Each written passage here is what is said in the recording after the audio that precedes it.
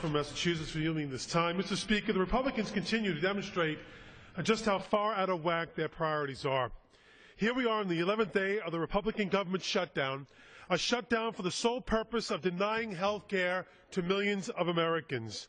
I guess America shouldn't be surprised. After all, last month the majority pushed through severe, painful cuts to the nutrition programs for hungry families.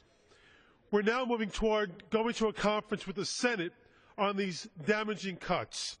By insisting on these nearly $40 billion in cuts, the Republicans have made clear where they stand, even clearer where they don't stand. Now understand, I know that the gentlelady talks about the truly needy, but what she's really saying is the somewhat needy, the sort of needy, the kind of needy, the needy, they need not apply because they're not in need of food stamps.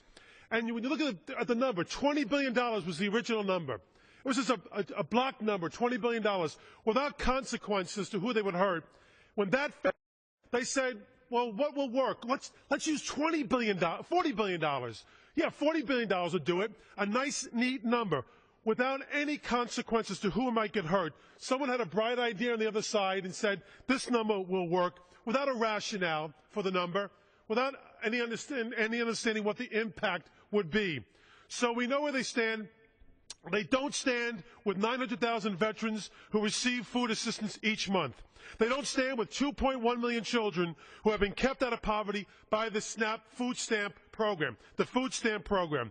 They don't stand with the seniors who have to choose between food and medicine, or with the families of disabled children, or with our military families who turn to food stamps to stretch their budgets.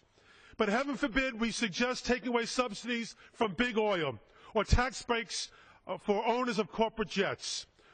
What does that say about Republican priorities and their vision?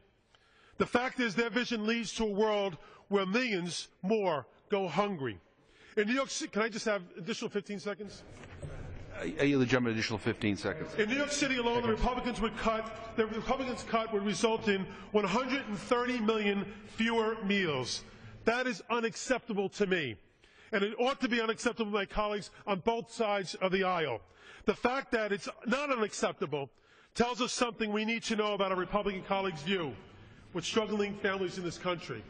They don't care about their struggles. Time of the gentleman has expired. They wouldn't recognize a needy person if they tripped over him on the street. The time of the gentleman has expired.